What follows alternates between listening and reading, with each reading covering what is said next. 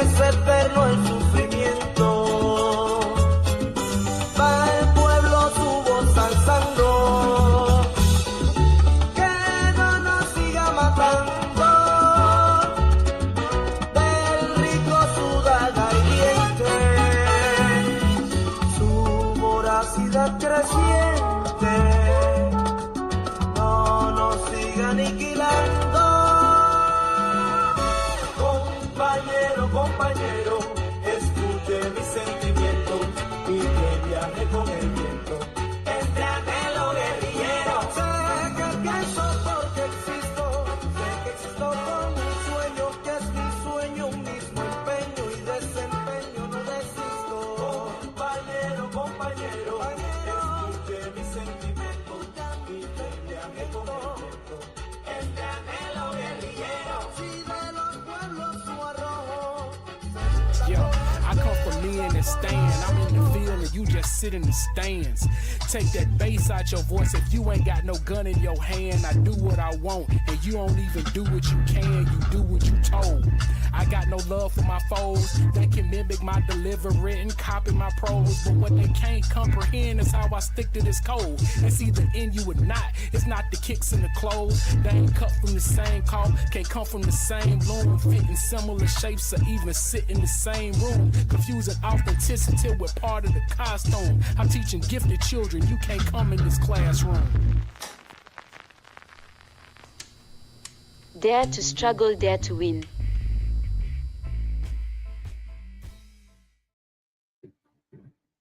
Episode 23, and we're back with a special guest, special host, Ms. Zinzi Bell. We have Cherie. Yusef is on break this week. How y'all feeling, ladies? Hey. Feeling good. Can't complain. And out here being active and whatnot. You can complain, but I don't think nobody gonna listen, but it's possible. No, I mean, I'm feeling pretty good. I mean, there's always something to complain about, but it's been, I just been enjoying my bike and stuff. Like, my bike been real smooth ever since I took it out the shop. So I've been getting it in. Love it. So, Zinzi, how you doing? I've been hitting the beach every chance I get. I miss that about New York. It's been in the 90s, and I live 20 minutes away from 2 different beaches. I'm loving it. Love it. So I hope everybody's doing well in the chat. Welcome to Dare to Struggle, Dare to Win, a Black radical politics according to CMB's vantage point. You have New York, CMB, here down in Atlanta, and also Cherie's in Atlanta. And you already know that we are here on Black Liberation Media, which y'all all love to come be in the comments and show your shit. But we want to welcome you and some of your comrades and friends and other people that you want to invite to the show. Today's going to be a little spicy, I think. So if you have any friends who are white allies or Black friends who cape for white allies, this might be a good show for you. So copy and paste that link and share it with your people. And let's see what Mr. Anthony Rodgers-Wright has to say. I met him in Resist and Build conference, and if he comes on talking some of that wild shit that he was talking about during Resist and Build, it's an inside joke.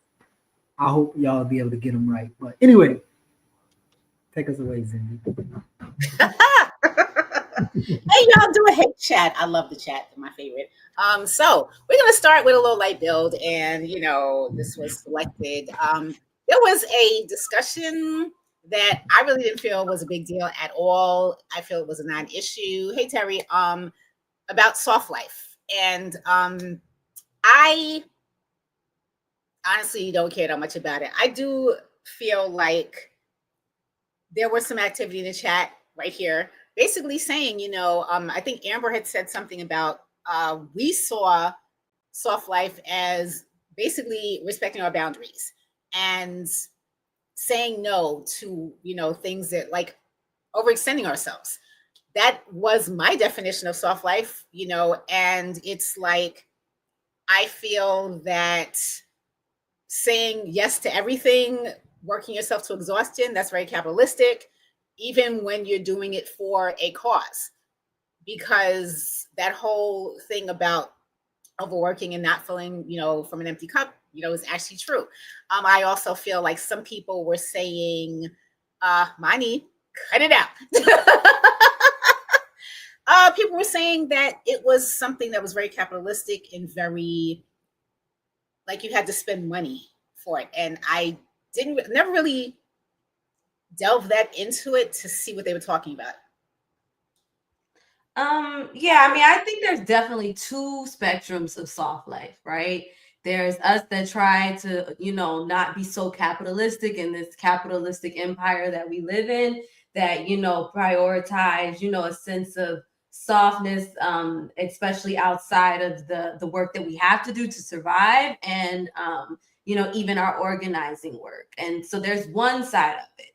But I kind of fear that we may be the minority, because I feel like there is another side of this soft life that I see on the internet that's really rooted in hypergamy. As a woman, it's rooted in ignoring everything else that doesn't have anything to do with you, whether it be social issues, others, and I think that takes up a lot of what I've seen, kind of this shift that a lot of these Black influencers promote, like this past, like, 5 years. I feel like I've been seeing this very push of, like, reclaiming our femininity as Black women, and this kind of shaming of men of, like, well, Black women shouldn't have to work. We're the only race of women that think it's normal to work, which is a complete lie, but in their mind, they're like, we're the only race of women who think it's normal to work, and we should be finding a man, marrying a man, engaging a man, or whatever, that will do all of the work while we just kind of sit and focus on our femininity.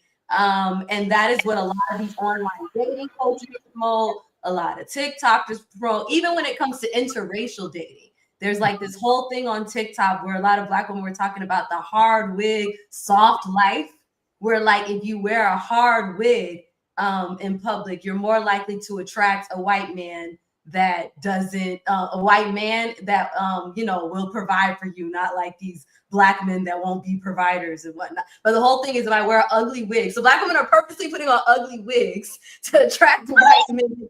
Yeah, because like, that's how you attract the white. And he'll come in and he'll treat you right, and he's not gonna, do you dirty like, Tyrone and them or whatever. That's the whole saying. But, like, that was a whole trend on TikTok, and I can't ignore the fact that soft life was incorporated into that. So I think that there is a large group of people that, they're not, it's very not community oriented, very individualistic, and even it does equate to capitalism, because you have these women that are like, I just want to go on vacations to all these places and live my soft life. Even women that are like, F it, I'm not even talking about a man. There's definitely your entrepreneurial feminist, I guess, neoliberal feminist type of woman that's like, I'm going to get my high paying job and just vacation everywhere and not give an F about who I'm hurting, who I'm concerning, what I spend my money on, and it's all about me. So there's that too. And so there's, like, I'm going to go to vacation a place and not care about the people I'm exploiting, not care about what's happening in that actual place. I'm going to, max out at the resort and not give a F. And it is what it is, because I have soft life. So there's spectrums of it. Okay, thank you for that, because I'm totally lost. So I appreciate that too, Framing, because how I think about it is, like, it's important for us not to, like, rest on having separate definitions in a social environment. Like, we are all social beings, and, like, we speak English, unfortunately, and it's not like words can mean what we think it should mean when we think it should mean, outside of things. So even, like, the capitalistic framing, like, what it takes for maybe the first person who have a soft life in the US was white women. What it took for them, and some of them, not all of them, because a lot of them was poor as shit as well. But in order for those white women to have a soft life, their white husbands and the apparatus had to rape Black women and destroy Black men and kill Black kids, right? That's how she got a soft life. So it's kind of like, I'm always inquiring, where does this framing comes from? And then when we do have these different definitions, are we invested in getting the language right on what we mean by? Because you can say a shit and then be like, somebody can kind of brush their face off at it. But this idea of this antisocial, and kind of what Cherie was saying, antisocial rhetoric, in reality, life is hard. And this idea, especially now, this idea of soft life, homegirl or homeboy, whoever trying to live the soft life, the person who grew your food to get into the stores is not motherfucking living a soft life. So that means you living a soft life at the expense of other people living a hard life. And so it's like, I would love for people to who advocate for that to explain, like, from here to liberation, how is a soft life going to get us anywhere? And then lastly, the soft life rhetoric comes with the too woke and not everything's serious. And then what me and Ricky wrote about in Hood Communists, digging into the philosophy and the etymology of what ignorance of bliss actually meant and what it's meant for. It's kind of like that. Like, I don't really want to know how this got here. I just want to, exist and express my gratitude for it. I don't want to care that the planes and the way in which the industry is run is fucked up and killing the planet. I just want to be able to fly first class because I ain't paid for it, because somebody else hard life paid for my soft life to be in first class. And I just don't want to know. As in the article, we said Mario Winans says he don't want to know. And Mario Winans can afford not to know, but most black men and women, we can't afford to not want to know. We got to. What is new about that? Say that again? What is new about that? What is new about Know that? about which part? Just in terms of from what you're talking about, even in relation to soft life, like, none of that is new. Like, unfortunately, a lot of us imitate individuality and capitalism, so I'm just wondering how soft life became like this. Maybe it's the term that's new. I think that the term is new, but I do think there has been this like excessive push, I feel like, especially for Black women, to rest in femininity, and this whole pushing towards Black women being seen as feminine. But what they frame as feminine is white women. And I think there's this push these past 5-6 years, I feel like, and I think that is new. I mean, I don't know. Yeah, I feel like as far as the online and people making like whole careers and YouTube videos and being like a YouTube figure and coaching Black women how to be like white women, but in a Black way. It's like I think that's more of like a new thing. But I mean, I feel like in a scope, it's always existed possibly, but I think online. Because it definitely, I mean, the sugar baby, all that stuff has always been somewhat of a thing. Right. But I feel like it's somewhat, and then I think the framing of it as somewhat pro-Black women. Like, if you think this way, you're for the Black women and for Black women having their piece. And if you're questioning it or questioning the morality of it, then you're somewhat anti-Black women. Like, you want Black women to always fight for everyone and have hard lives, and you want Black women to struggle and accept struggle love, and all these different things. So I think that's kind of the new part, and I think I used to say it for a minute when it was like first a thing, but then the more I thought about it, I started to conflate with it. I think at the time I wasn't an activist, but when I was transitioning from working my physical job, which was doing catering and serving people, and I always felt very demeaned and degraded in that field. And then once I got a remote job, I was like, ooh, soft life, bitches. Like, I was like, no more of that. So to me, I guess by definition, I think I live somewhat of a soft life in a sense. Like, I don't have to go out of my house to work and all these other things, but it still is like what Geechee is saying, at what expense? But it's like, I still have to be aware that not everybody can have this, and if I'm not doing the work out, outside of my job or whatever, or to raise awareness or to build a community for the people that can't, get that or get access to that, then I just think that that's when it gets to like, an unfairness, on my end, or I don't know. But yeah, I think that's one thing I want to quickly bring up, and this is probably where I was coming from, and I also thank you for that context, because I wasn't really, and I love TikTok and all the social medias, but I just wasn't delving into that. But there's a sister, Trisha Hersey, and she had created something called the Nat Ministry, and she has a book called Rest is Resistance. She is not talking about resistance against people. She's talking about resistance against capitalism. She writes a lot of posts about that, about how, you know, it's against the grind culture, which is basically, you know, you're spending all your energy, all your physical, emotional energy for a corporation, for, you know, someone who you can drop dead at your desk and they're just going to kick you over and hire somebody in your place. And I really think I'm going to finish reading this book because it would be really great to, if I could, I don't know what her pay level grade is, but to have her. I thought of bringing her on too. Yeah, because that's opposite of what she talks about. So whenever I think soft life, I'm more leaning towards what she's talking about. And I think if another whole other. Yeah, not to cut you off, but to me, I feel like if you have somewhat of a conscience, I don't understand how you can, for so long, like I said, because even me, right? I think, you know, I came into like radicalism more like a year and a half ago or whatnot, but I think me having the job that I have gave me more time to stop and be more aware of other things. It's like, and that's the thing too, is that you find women that are often, you know, having these jobs or in the working class that rhetoric appeals to, because they're like, I need to get out. I'm tired of busting my behind working these jobs that are physically demeaning on me. And so at that time, I'm like, oh my God, I want the soft life so bad, you know, whatever. But I think, yeah, I hear you. Sorry, I'm wrapping up. But I think too, once I got this job and I realized how I'm making more money for less work, and I don't know, at some point my conscience is like, this makes no sense. Like, you know, all the harder jobs, people are like busting their behind for, but this is not. Like, I don't see for so long, like, how do you just kind of grapple with that? I guess for me is what I always struggle with. Like, how do you not realize at some point that like, this doesn't make sense? Like, life shouldn't be this soft for some people and not for others, you know? Yeah. So, I understand I'm in the same boat. We won't talk about it further, but I feel you. Yeah. So no, I think that kind of proves the point. Like whenever we say like, oh, this is not an issue, like this is obviously a topic that could and should be talked about. And even as the book that you talked about, I'm curious if when she say rest is resistance, she's including the sister that I saw on Ralph Abernathy, who is sleeping outside under a tent. Right.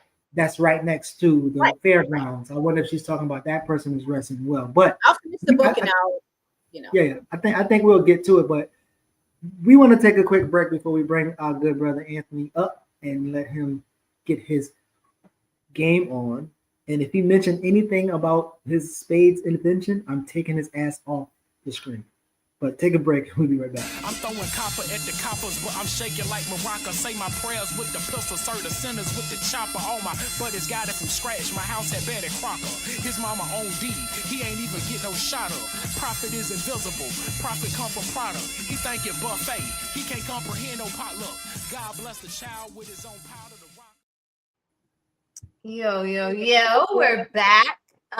We got Mr. Anthony Rodgers-Wright on here. Right. And hey, y'all. Rodgers, sorry, I didn't mean to say it that way. Yeah, sorry, I saw Rodgers, but then I don't know why I said Richards, but Rodgers, my bad. I'm sorry, brother.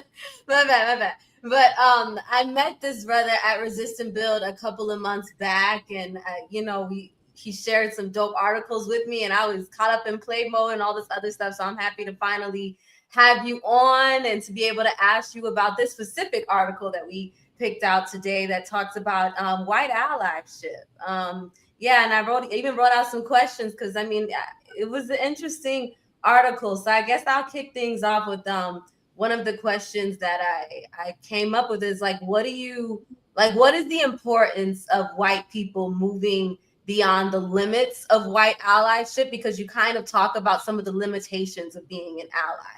And I want to know what you personally think the importance of white allyship is when it comes to Black liberation.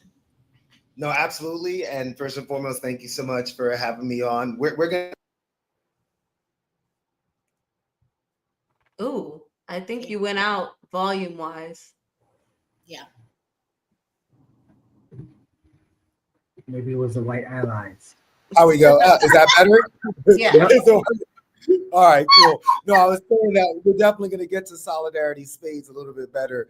Don't let this brother take you off of what we were talking about. But when we're talking about, white allyship, it's when I wrote this piece, it was towards it was the end of the summer of 2020, right? It was written in October of 2020. And we already saw the beginning of this fleet of white solidarity from the Black Lives Matter movement and the so-called, Freedom Summer movement altogether, right? At that point, Joe Biden was the nominee for the Democrat Party, and we already saw him retreating away from some of the demands of that summer, including, defunding the police. Biden saying, no, don't defund the police, fund, the police. And it reminded me of an incredible article that I named in the piece that was written by our incredible indigenous allies, a piece called Accomplices, Not Allies, Abolishing the Ally Industrial Complex. And that was written by our comrades at Indigenous Action. And, this idea of allyship is one, very, very performative, as we saw post summer of 2020. And two, not really, no pun intended, putting all of the skin in the game to really assist with the larger Black liberation struggle. And that includes, rejecting whiteness altogether. This, coming from one of the a very far left former comrade who's not with us anymore, Noel Ignatieff, who coined the phrase treason to whiteness is solidarity for salvation for humanity, right? And allyship is just not going to get the goods with that kind of mentality, and will allow, especially white liberals, to kind of pick and choose which of us, should be the spokespeople for our people based on how radical or not radical that we are, and kind of just like have one foot in and one foot out of the process of Black liberation as they see fit. Like it's like a convenience. When it's convenient, we're in the streets and we have the BLM flyers up and posters in our rooms and whatnot. We've got the Ibram Kendi books on our desk. We read White Fragility by Robin DiAngelo, but as soon as it becomes inconvenient, you're no longer an ally. As soon as we as Black people stop being pragmatic, and it becomes a challenge, and we challenge, some of the what we'll call them discrepancies of white allyship when they arrive in our places, and we point that out. It's no longer convenient, right? And then you can just kind of step out of it, and that could set us back. That it becomes very dangerous, because allyship can also lead to people who are counterinsurgents, right? They get so frustrated with Black radicalism because it does, as y'all know, I don't need to tell you, it requires a lot of work, Black radicalism, a lot of discipline. And to some extent, as we discussed at the NBROC conference, about a month ago in Indianapolis, yes, it does require an element of sacrifice as well. So allyship really doesn't cut it. We want that accomplices in our movements, and that's why we have to be very, very careful, and yes, a little discriminatory of who we just let in to especially our Black radical spaces, because if we don't, and we know this from history's past, we put ourselves in danger, not just in danger in terms of like safety for our bodies, but also safety for, our emotional health, right? Putting a lot of, work into like, solidarity with certain white folk, and then you get let down. That's crippling, and it sets us back, and it's a distraction, and it keeps us from the real work of revolution and liberation. Absolutely. So you're listening to and watching Dare to Struggle, Dare to Win, episode 23, and we're here with Anthony Rodgers-Wright. So you did say you wrote this article about 5 years ago, and I got two questions, and then later on I want to get to a question of maybe even choosing why you kind of quoted this one brother who wrote about Baldwin. We'll talk about that. But what would you say that you would add to or change, about this article? Again, it's 5 years ago.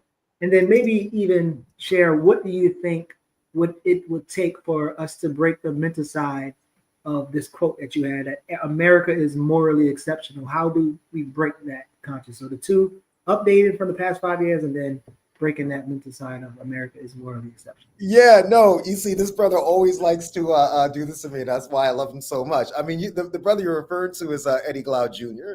And, when Eddie Glaude came out with the book that I referenced, I didn't really fully know his politics, and I'm not going to put him in the same category as Van Jones. I would say in the 5 years since and everything, his allegiance with the Democrat Party, some things have been exposed, some contradictions have been exposed. The scholarship, I still think, remains the same. It's just a question for me now: does Eddie Glaude actually believe what he wrote, when he came out with that book? Because his actions would certainly, prove otherwise. I think that obviously we would have to include, a discussion about AFRICOM and how we don't see a lot of white solidarity with that, white solidarity with the Revolutionary Republic of Haiti, and then, of course, obviously, the ongoing live stream genocide that's happening in Palestine right now would certainly, form that analysis. I think that also, honestly, though, brother, I would probably also have to include an analysis of how the Black misleadership class perpetuates this performative white allyship and lets them get away with it. Case in point, right? What did we see? And I probably should have included this because this did happen in 2020, the worst photo op in Democrat Party history since Obama's brown suit, that kente cloth catastrophe photo op. That was the Black misleadership class that allowed that to happen, that said that this would be a good idea, this photo op. So certainly, brother, I mean, always open for self-criticism, right?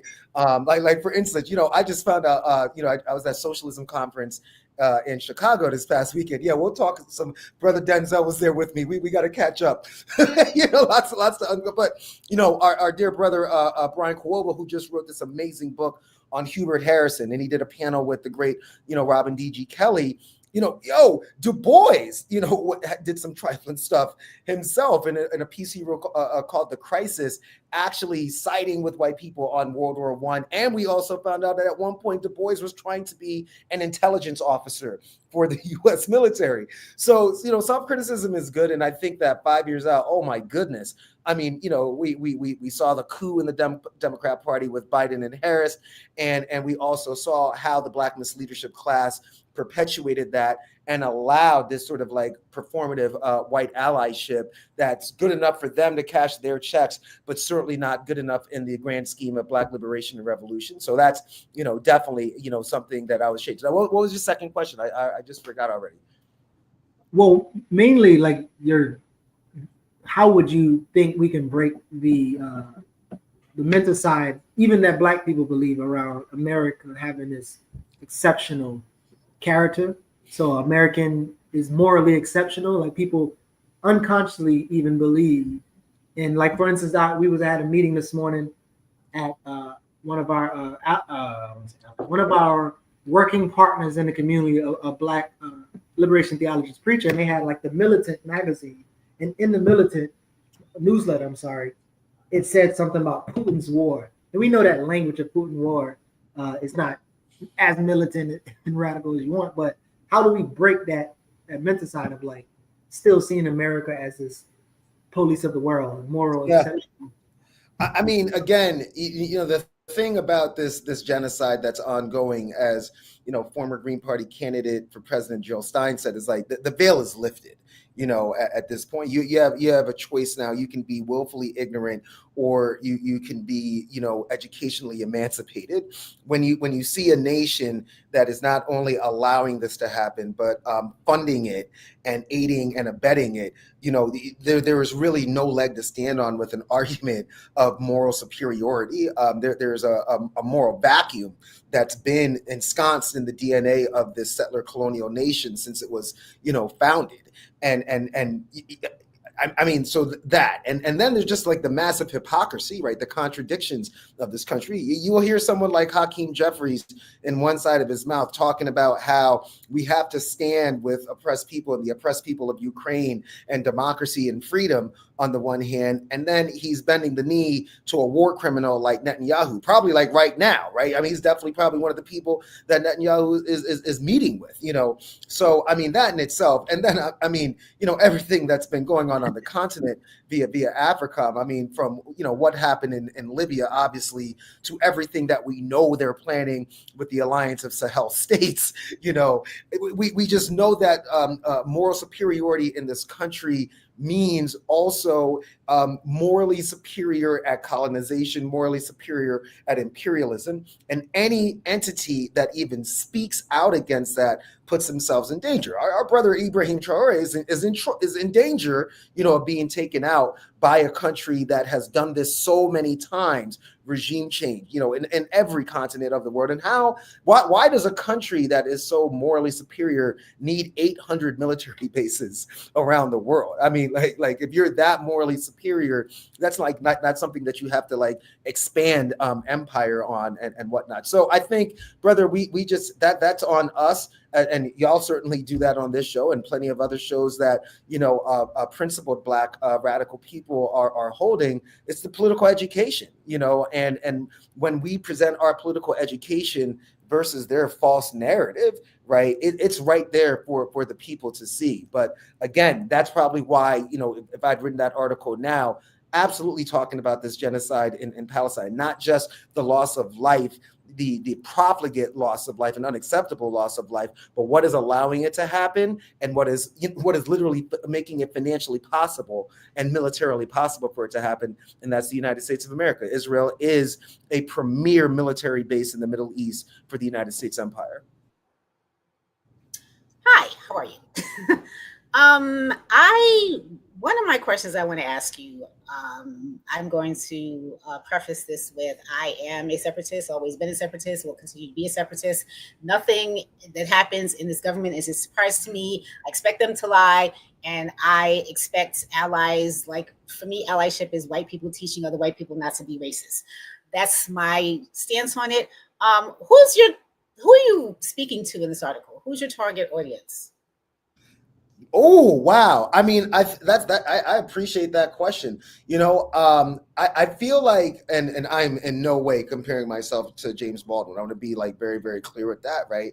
I mean, I feel like, you know, at this point, I was kind of like in my fire next time phase, where it's like there's still hope for this country. Like, you know, after everything that we've just seen, and despite the fact that you just made a terrible mistake in nominating Biden over someone like, say, Senator Sanders, who is far from perfect himself. Yeah, I think, I guess maybe I was speaking to white people who believe that they were allies, who believe that they were doing everything that needed to be done since, you know, the live stream lynching of George Floyd, the assassination of Breonna Taylor, the lynching of Ahmaud Arbery, you know, that we're doing everything right. And to let them know, like, actually, no, you're not, and your actions and the statistics prove that. Because and then, of course, I mean, I'm always writing for Black Uzenzi first and foremost. I mean, those are the people I'm accountable to. You, right? So, like, you know, if I write like an article that's trifling, I know I'm going to hear from Geechee. I know I'm going to hear from you and Cherie, and that's right. That's what's supposed to happen, you know. So, but to that sense, it was also for my people to have something be like, look, you know, y'all aren't cutting it when you have to deal with things like, oh, I have X amount of Black friends and I was in the streets in 2020. I did my job. But yeah, I guess first and foremost, it was to let, you know, some of these so-called white allies know you're not cutting it. You know, this is not at scale, you know, for everything that you espouse and purported to be for in the summer when we were taking the streets. And make sure you weren't using our trauma as a way to kind of get outside after being locked down in COVID as an excuse, you know, and whatnot. Don't use this as a tool, you know, for your own personal need for community. This is so much bigger than that and so much more important than that.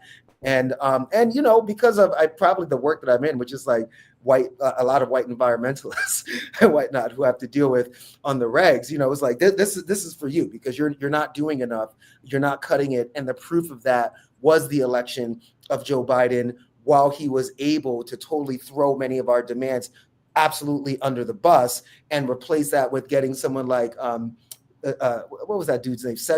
Not Cedric Robinson, of course not.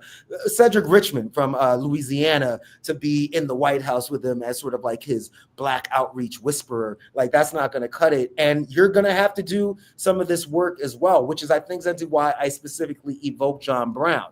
I don't know if this is apocryphal or not, but there are many who attribute a quote to El-Hajj Malik El-Shabazz, which was, my standard for white activism is John Brown.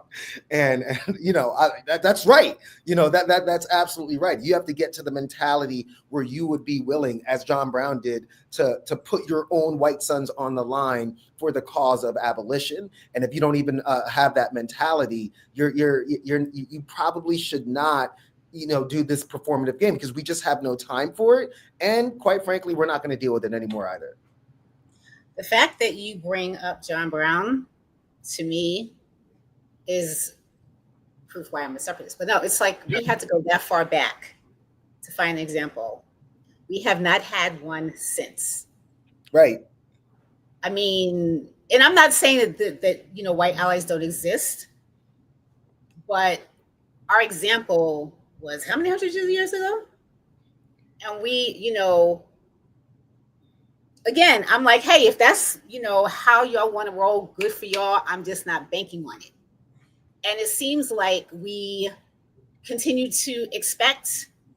We've had these expectations and conversations, arguments for decades, centuries, and they turn around and disappoint us. So I just want your thought process. Yeah, I mean, I think that's a very, very good point. I mean, you know, when at one point our people were referring to Bill Clinton as the first black president, right? I mean, you I know, wasn't one of the people, but yes, right, yes. right. You know, crime bill, right? Literally, and I think that we do have to ask ourselves why we haven't seen a white figure who was like, you know, so upset, you know, like apoplectic at that level of injustice that it literally drove him a little mad. You know, that's one of our favorite characteristics about John Brown. You know, Frederick Douglass used to always say, like, bro, you need to calm down, you know, and whatnot. We have not had, you know, a figure like that. And we're not like promoting, by the way, like necessarily like white people going around and killing other white people, you know, and taking the place of Nat Turner and bringing the Haitian Revolution to the United States. Like, just not throwing ideas out like that. Maybe we are. But like you said, like it's the commitment, though, right, that I think that you're saying that we're missing, where it's like literally John Brown was going into secretive abolition spaces because he had that trust of leaders who were imperfect, from Frederick Douglass and many others that were black, was like, yo, like this one is with us. No, I don't think that we have too many figures like that who we could probably count on one hand of white folk that like, yo, this is like ride or die. And I don't ever have to like, you know, turn around and watch my back because I know that it is axiomatically gotten. I have to agree with you. We have not had any figure like that. Wow. This is going on like, 150 plus years. Yeah. Interesting. Yeah.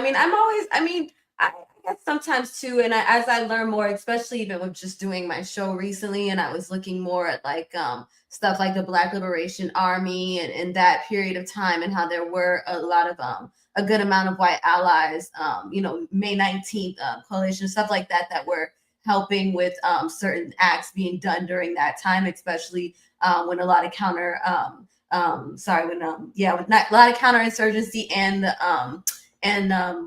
COINTELPRO was going off, you know, against our people and stuff like that. So I do look to that time as well. And then I think even being involved with Jericho movement now, and how you see like a lot of incarcerated white allies and stuff like that as well. But I guess, you know, like I said, they're more than allies based on how you would describe an ally in the article. But one of the questions that I guess I have for you is, I guess now with this current state, you do have white people that are opening their minds, opening their actions to go a little bit beyond some of the things you called out in the article.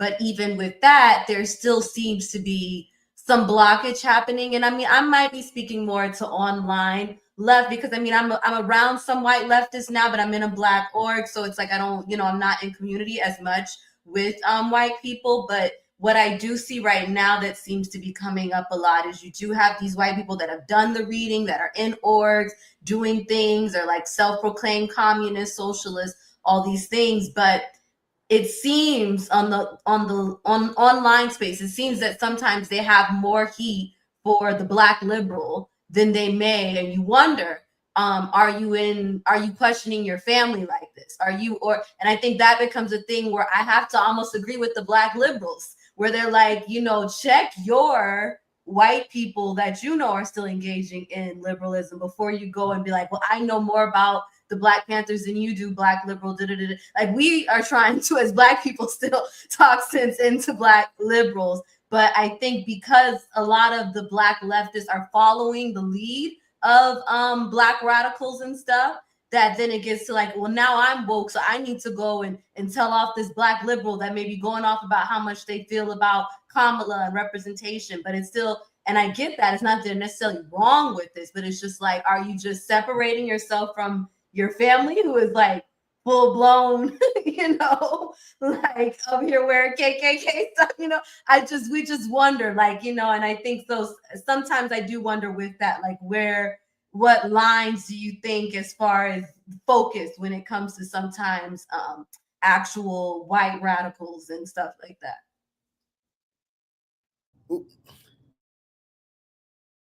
Fam, this is such an important question.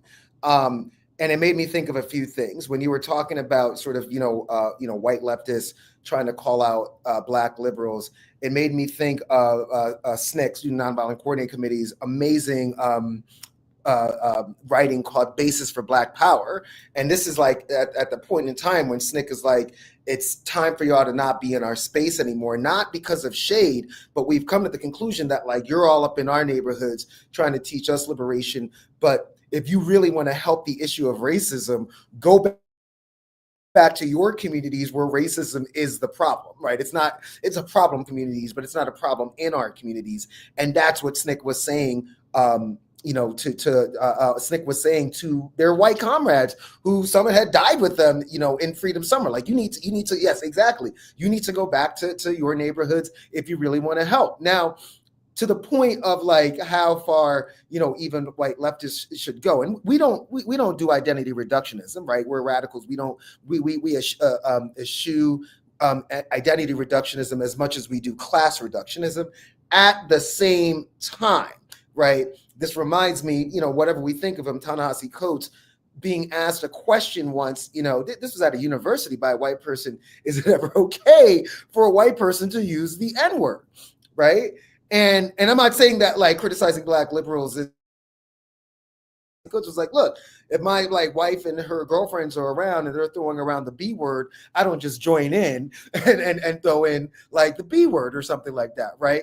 Or, I when I'm walking with my wife, I would never call another woman honey, because it's just like not appropriate.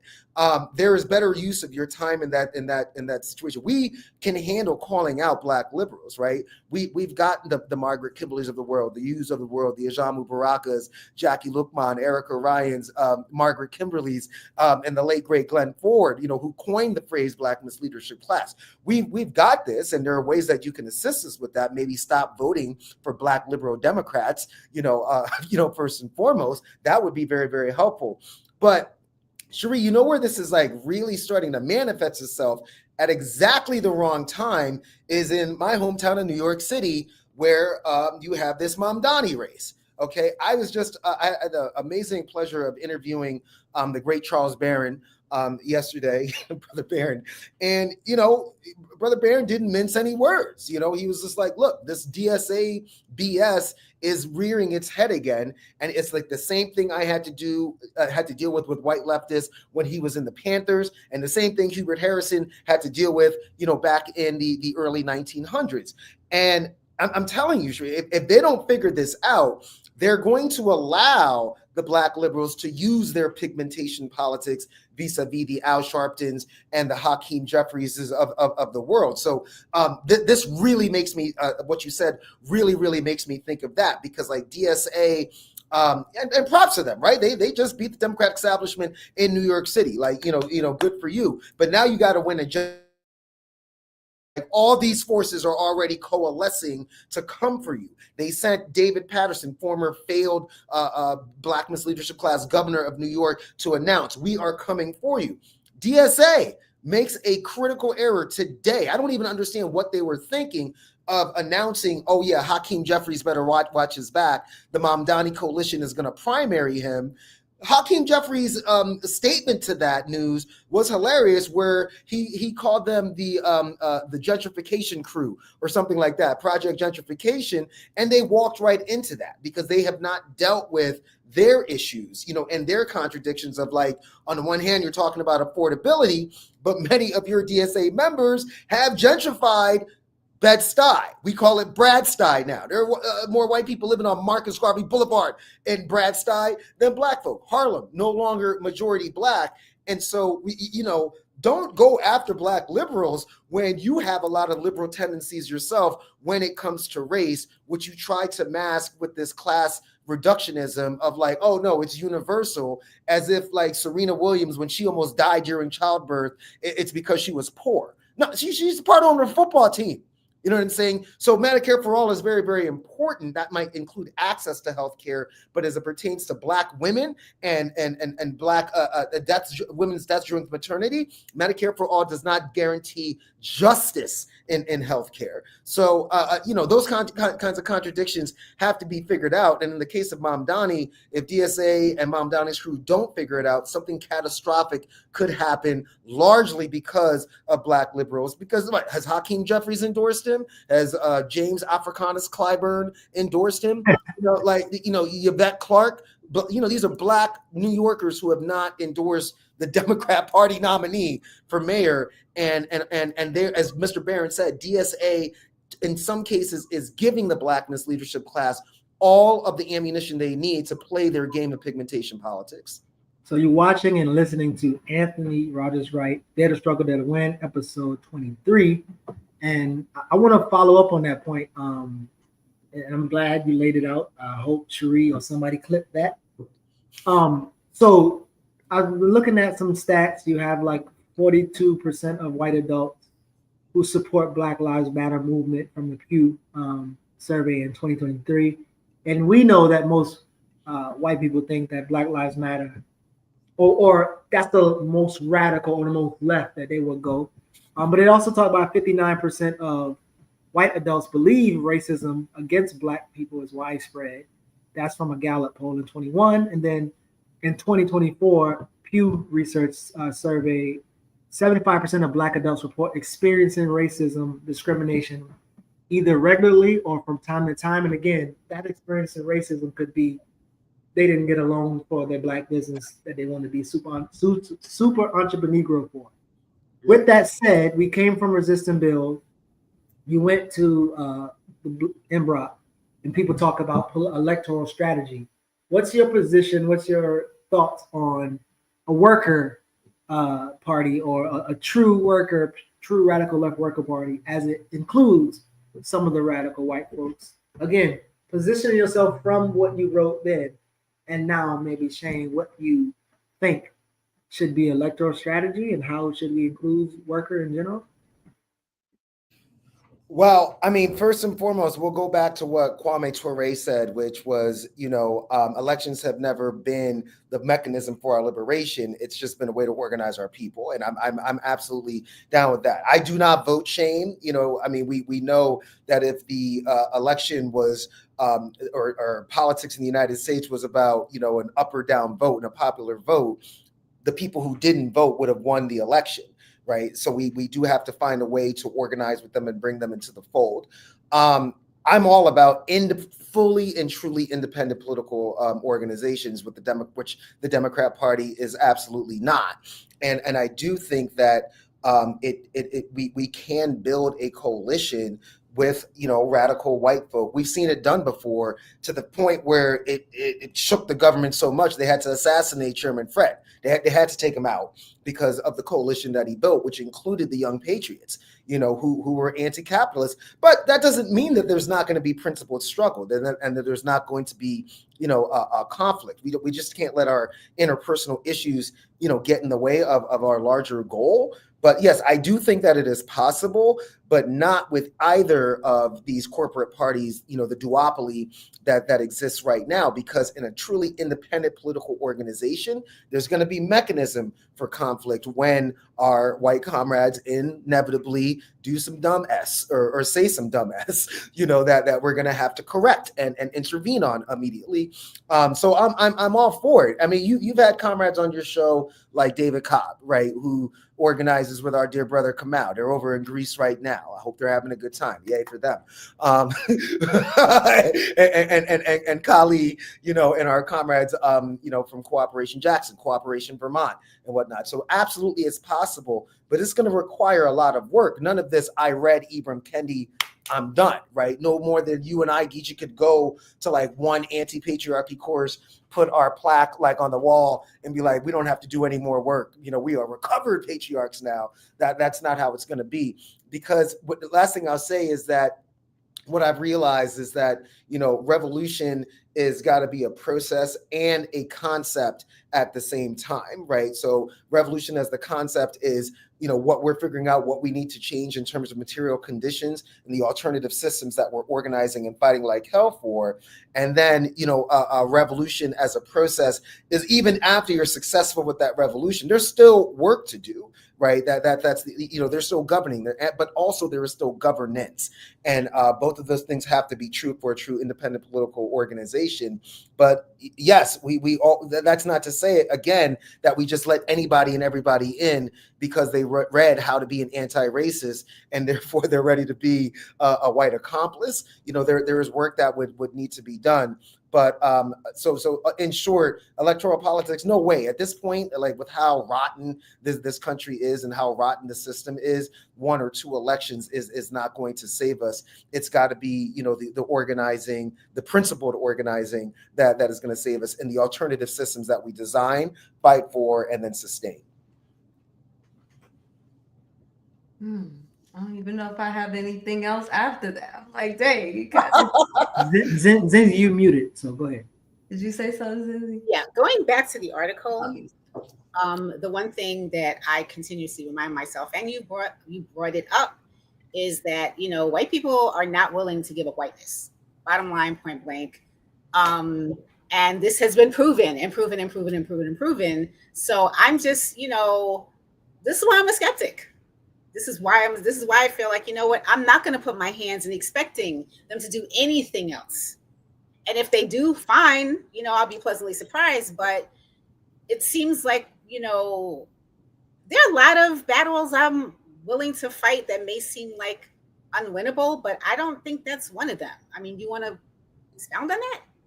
I mean, you know, David Roediger, like, I mean, you know, wrote the book and named what Du Bois once said, which is like the wages of whiteness, right? You know, and when push comes to shove, right, it is a wage. It has been responsible for how a lot of folk have been able to buy a home, you know, pay for groceries, have a job, have privilege, et cetera, et cetera.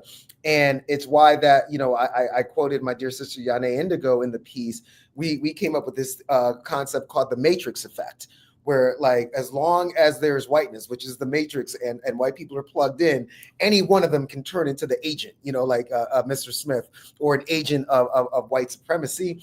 And this is due to centuries, Zenzi, of you know, of how that they have been programmed that this whiteness is responsible for whether you have clean water and clean air, you know, how good your school is and where you send your kids to, whether or not an interaction with a cop is going to be deadly or not, right? So, I mean, this is as much compassion as I'm going to give him, Zenzi, I promise.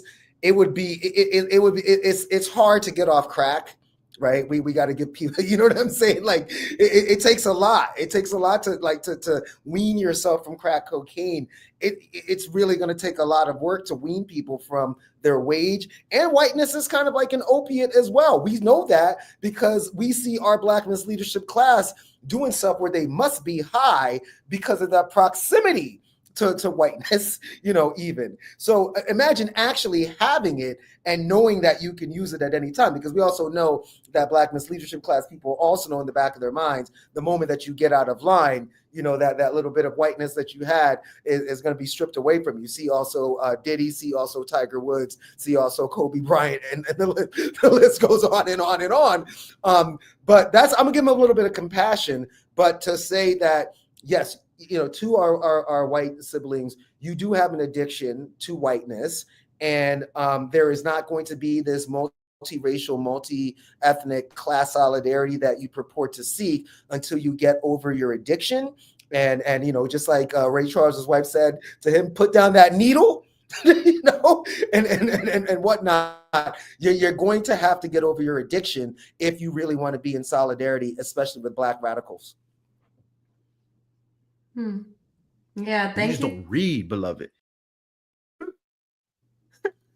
But yeah, but I think what you said, it connects even to what we were talking about in the light build. It's just like, as long as there's that whiteness there, that there always will be that Black misleadership class. And I think sometimes you gotta hit it, kind of right at the spine. Like, there has to be something, we can't just act like it doesn't exist, because even when we try to pretend that this whiteness doesn't exist and just focused on Black, it's like there still is so much. The politics still be white, and the politics still be very white. Like, even in the dashiki and everything, the politics. Black power seems to be shifting. Some aspects of Black power are very disturbing to us because it means revolution. It means violence. But other aspects of Black power are very constructive because it means that Black people, they want to stand on their own feet. They want to have Black banks and not just go to white banks. They want to have Black businesses and not just go to the white businesses. And they should have, and they will have. Very true. Very true. I talk about that in my show too. I said Nixon sold you a lie, but yeah, so the politics be very white, very white. So I think, if we trying to fight for Black liberation and there's still this continuousness of endless, whiteness existing and Blackness aspiring to whiteness, is just, it's kind of impossible, Absolutely. to ignore. But thank you so much, Anthony. Like, I'm so happy I was able to get you on. Sorry for the delay. No worries. Where are you living right now? So I'm in Omaha, Nebraska Okay. right now. And, to Geechee's delight, I've developed a thing called Solidarity Spades, where 6 people can play at the same time. And No, it's sir. It ain't happening today, Anthony. Don't bring that shit over here. Because when you play spades with these like Atlanta Negroes, he's like, you got to be ready, and like they have this. Yeah. No, I'm a space purist. I'm a New Yorker. I'm still no. Denzel and Anthony need a timeout for at least 5 to 6 months for that shit. That's right. And we appreciate you, bro. Appreciate y'all. All right, stay safe, y'all. Yeah. Much love. I will see you soon. All right. Great episode. Some conjoining conversations on both parts. But yeah, tell me some thoughts and responses and feedbacks, overviews, kickbacks, whatever. How y'all feel? I appreciate where he's coming from. I am not going to do any of that, but I definitely appreciate that he is willing to continue, and I can tell he's a good brother. I can tell that, he has, he is very, very well versed and definitely, we could have some great conversations about a lot of things, just not this. But no, and I just, like I said, it's a constant hamster wheel.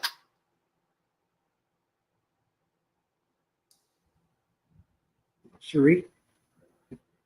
Yeah, I mean, definitely. I think, even just me being like actively in an organization, even with Black folks, like I said, I'm in a constant hamster wheel. Wow, it's like we're on the same page, and then the next thing we may not be on the same page, and then we got to go back and pause, and now we're trying to understand sociocracy, and so I just feel like this work is, it's never ending, and I think I think that's I think to me, I just kind of accepted that is, the journey. But I do know that as I continue in this work and doing the things that I do, like, definitely I want, the correct sort of ally. So I do think that this dialogue,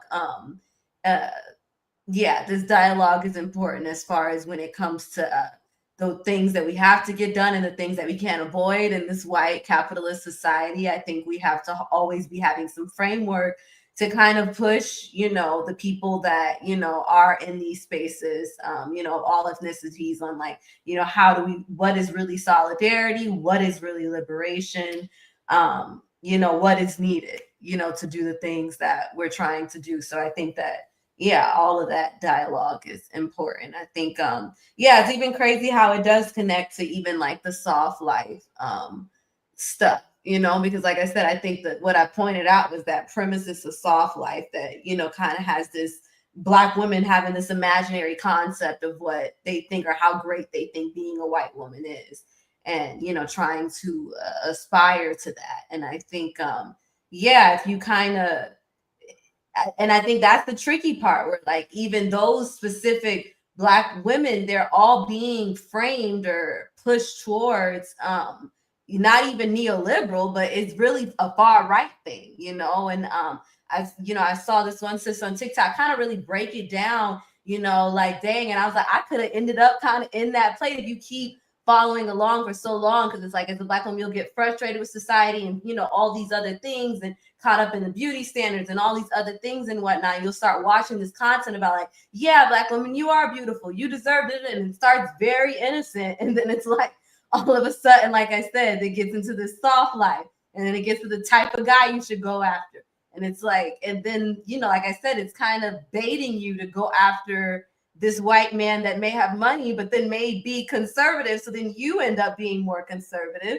And then you look down on radical women as social justice warriors because you're like, these women are masculine. They're not in their femininity. You're not supposed to be outside fighting for, you know, Black men get, you know, shot in the street. Like you're supposed to be focused on your soft life. And it ends up, you end up wanting to cater and be in romantic relations like with your oppressor. I'm not saying all interracial relations, but like with that concept of like this white man, you know, is not caught up in movement or anything, and he's, you know, just able to provide for me, and it kind of, you end up far right. And I see that now with a very popular influencer that I used to follow because she made very good content that talked, you know, really about colorism and like the things that, you know, darker sisters face. And I used to watch her all the time, but now I see how she's kind of baited a lot of Black women, unfortunately darker skinned women, into this right-wing politics. What's her name? Her name is Christy. She doesn't make as many videos, but anytime I see her pop up on my timeline, like it definitely is anti, you know, fighting for any sort of justice or whatever, and pro Black women just being soft and feminine like white women. And, you know, it's definitely like a looking down of social justice warriors and how they're somewhat pick-me's, you know. And yeah, if you're a social justice warrior, you're basically a pick-me in a sense. And yeah, and then the other side is like, you know, being where you can be soft and feminine because, but it's definitely all like a white woman's idea or what they think white women are when it comes to feminine. So it's just an interesting pipeline, you know, the same way they always talk about the Hotep to right wing pipeline. There's definitely like a soft life to right wing pipeline that we have to be very mindful of, you know. Yeah, I wouldn't be surprised if the soft wing is actually right wing, so there's no separation. But yeah, I do want to give a shout out to the brother. Thank Anthony for coming through. Thank you for setting that up. I was actually supposed to be setting it up the interview, so you made it easier. And I do think there's conversation. So even to go back to the hamster wheel analogy, as I think about Skinner Rat's experiment, but I also think about like most of us that's watching this, rewatching this, are either in organizer spaces or in spaces that are created to equip or inform organizers, right? I would assume that this was Black Liberation Media as for. And so in this repetitive circular arguments that we have, I feel like sometimes there are multiple circular arguments. So there's like the circular argument around talking about making white people like us, but it's also what Black self-determination look like, conversations in language like the Rest is Revolutionary and Soft Life.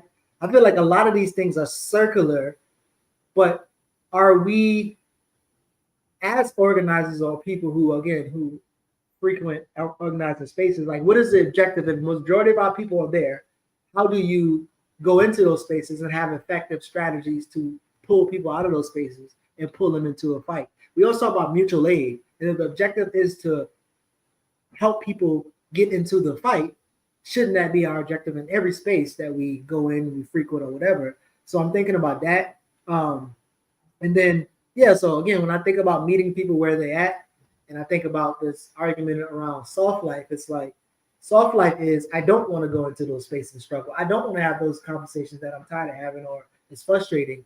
I rather do something different. And not to say that you should be wasting time in circular arguments, but if something is popular, if the people are talking about it, it seems important to have some type of awareness on it, then also have type of analysis and strategy to, I don't want to say wake people up, but again, get people into the fight in a way that we can, I guess, meet our aims of organizations. All of us are in some type of organization or organizational adjacent, and it seems that we all have a strategy or objective to change the material conditions of Black people. And again, I just want to see people do that, meeting those people where they're at and speaking the language that they speak, but also having like a, I don't know, more thorough analysis that help them come along to it.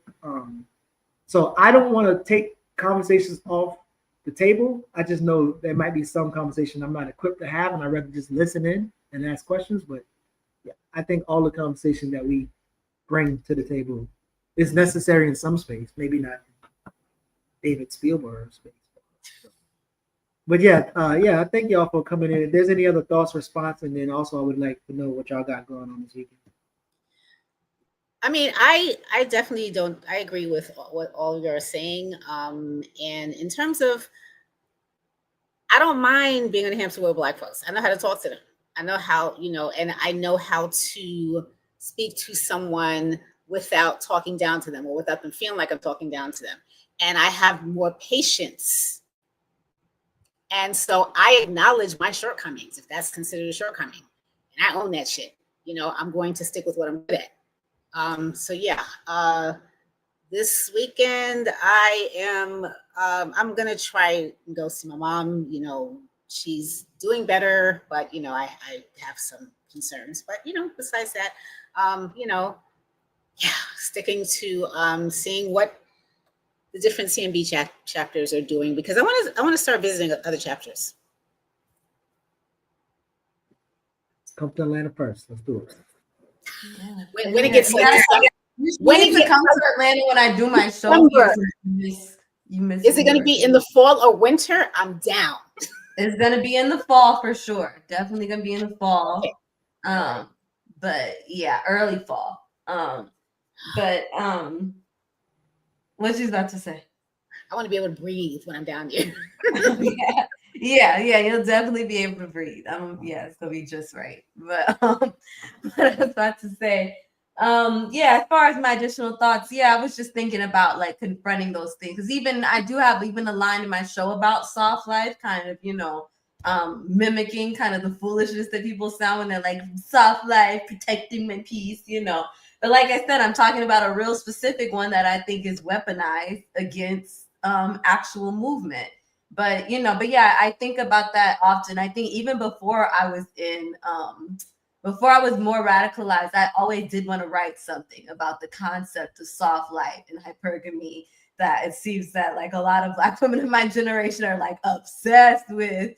And I wanted to write something about it. Now that I'm more radical, I think, because I think back then I just wanted to confront that, like the men y'all are chasing are more like the abusers. Like y'all are like obsessed with people that are like y'all are gonna be stuck in abusive situations, and stop romanticizing that. But now there's even like a bigger scope of it, where, like I said, it kind of can get you overall liberation for other people. So I don't know. I think my next thing that I write, I am thinking of writing something that's more specifically dealing with that.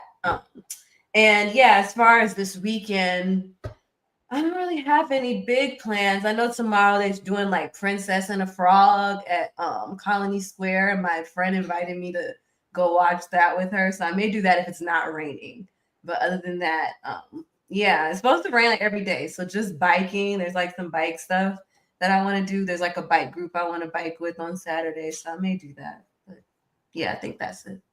Nice. Red, biking, green? Yeah. I want to go biking with them on Saturday. Yeah, they moving. Yeah. I also I think this weekend we will be as David said, doing part 2 of How to Read Donald Duck, in collaboration with Millennials Are Killing Capitalism. Shout out to Jared and the crew over there. And then there's a couple like community events we got going on. We are revving up for a children's book festival that our education committee in the community is doing. And yeah, just navigating some other stuff. We have, a few meetings and stuff like that I'll be getting into. And Friday, Remix Morning Show with myself, Amber, and Jared. Make sure y'all come through on that. I'll be in the chat. Me in the chat, throwing it back. Wait, yeah, maybe that. I'll be in the chat cutting up. Like, oh, really? The chat is back there. Huh? Y'all don't want me to be throwing nothing back when I'm in. I'm out of control so far, so. Oh shit. But listen, man, we appreciate y'all coming through. Thanks y'all for watching. Those that are rewatching, make sure you comment some shit in the comment section. And maybe me, Zenzi, and Cherie will be in there talking shit to y'all. Maybe, I don't know. Possibly. But yeah, man, y'all hold it tight. Stay right. Stay black, and peace. Peace.